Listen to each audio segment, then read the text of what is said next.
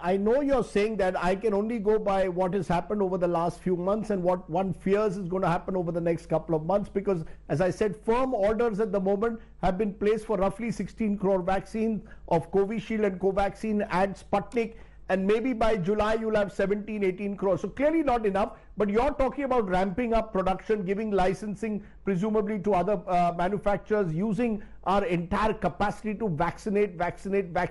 Are you saying that is the only solution in a way to prepare ourselves for this so-called third wave? Vaccinate aggressively is the only solution according to you, Dr. Shetty, at the moment? Rajdeep, that is the only solution. There is no other solution, and that is the cheapest solution, and that is the best solution to save millions and millions of precious lives.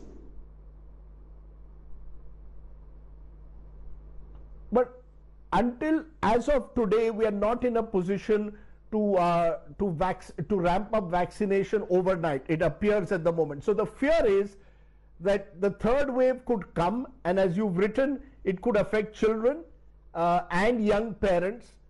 Are they now a vulnerable group? Do you believe children and young parents are a vulnerable group that needs to be looked at also? Until now, we were largely looking at those who are senior citizens.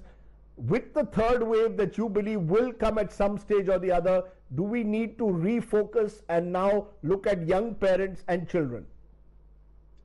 Radhip, I'm not an epidemiologist. I go by what the experts say.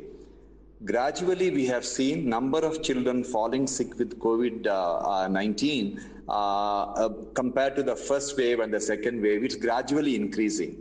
And over a period of time, more and more adults will be vaccinated or they will be infected. When that happens, the virus has to find a new host which is susceptible. And below 18 years old, they are not vaccinated, they are vulnerable.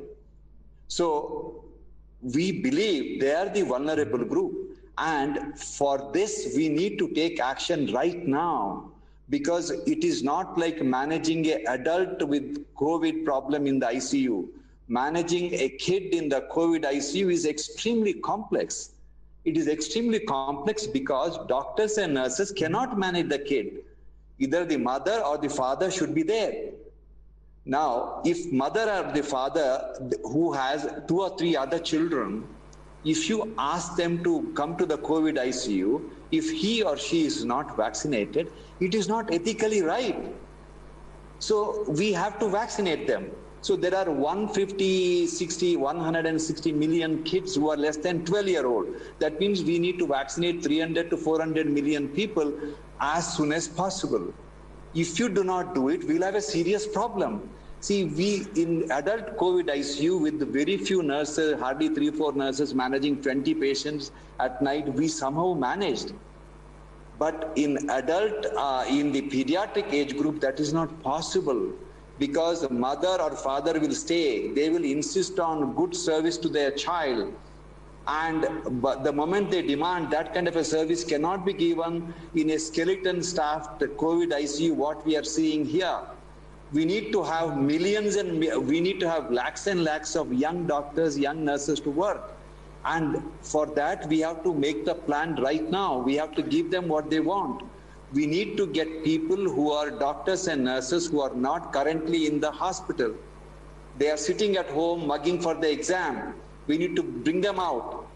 So all these things takes time. So we need to start acting on it now. You know, you're talking about 2 aspects. Increase capacity of vaccinations, also increase the capacity of our medical workforce. Just on vaccinations, one point, the government is now saying that we will have 2 billion doses available by the end of the year, by December. Is that too late? Should we be looking at a 3-month horizon and not a 6-month horizon to ramp up production in multiple times? Are the next 3 months more critical? See, I was looking at the price of the vaccination. 1,200, 1,500 rupees for a vaccination for a single shot. That 2 shots mean 3,000 rupees. There is husband and wife. That means 6,000. and their parents also. You have to. So, how many people in the country can afford to spend this kind of money? Last few months has been very, very difficult for working class and poor people. The maids cannot go for work. The people who are servicing all these needs of the rich people, they cannot leave home. There is no revenue coming. They're all daily wagers. So we have to look at the difficulty.